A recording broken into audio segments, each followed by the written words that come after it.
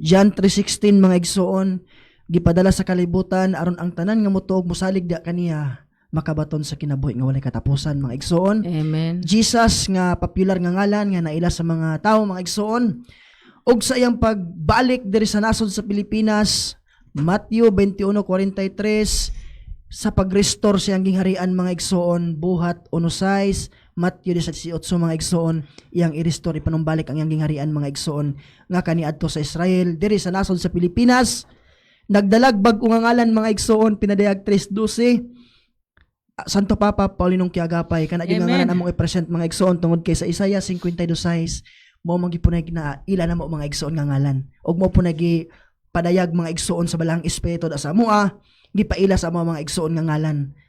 So kung kanang dagwaya karon mga igsoon yung nakita nga mayngon mo nga Dios nga subano, unya napay ngalan nga Paulinong Kiagapay, di ginato na malalis mga igsoon kay mao gyud gigamit sa atong buhi nga Dios mga igsoon, Jesus Christ.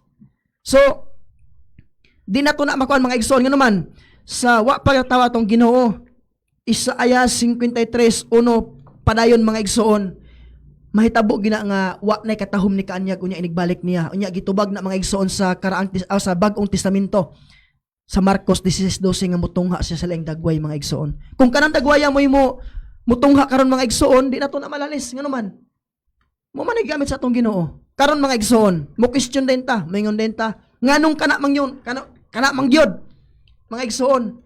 So sa akong gingon sa inyo di man ta makatudlo sa Ginoo 1 Corinto 2:16.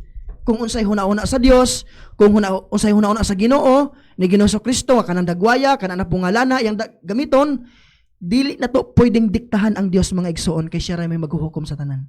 Sa Juan 8:32 mga igsoon, siya ang kamatuoran nga maghatag natong kagawasan. Kanang dagwaya mga igsoon. So di na to pwede nga atong questionon mga igsoon nga moengkwentro ni unta. Galing lang mga igsoon siguro tungod lang lagi kay wa pa mo nalamdagan. Mo nang ingana ra pero ayon niyo palabin mga igsoon nga naman.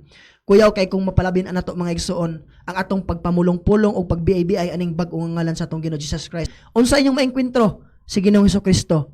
Aliman ka inyong giengkwentro ag maghuhukom mga igsoon.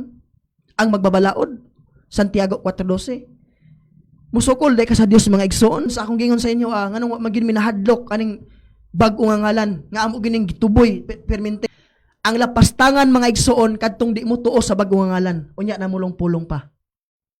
Kay kani among gipaila, kung moingon mo hampakon mo ni mo hampak mga igsoon, mo ni mo hukom sa matag usa nato. Di na ginato ni malalis no kay di man atong dagway og dili imong dagway o dili bisan kinsa nga dagway gigamit sa Dios. Kana yung dagway nga kana bang way kaanyag, kanang yung gisaway karon mga igsoon, kanang among sige gipapilit sa among simbahan nga gitalpurin mga igsoon, giprim. Kana yung gikuan, mao ginang dagwaya mga igsoon. Kay kung sa unang panahon mga igsoon ang mga propeta wa kakita sa dagway sa Dios, gipadala yang bugtong anak sa mga apostoles na pud mga igsoon sa panahon sa mga apostoles.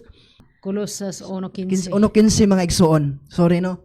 Kana siya mao ang dagway sa dili makita nga Dios. karon mga igsoon kay daghan man ang nagtuo, nagdala sa ngalan ni Ginoo Kristo, unya wa pud tay ma-prove nga dagway mga igsoon nga tinuod mga igsoon.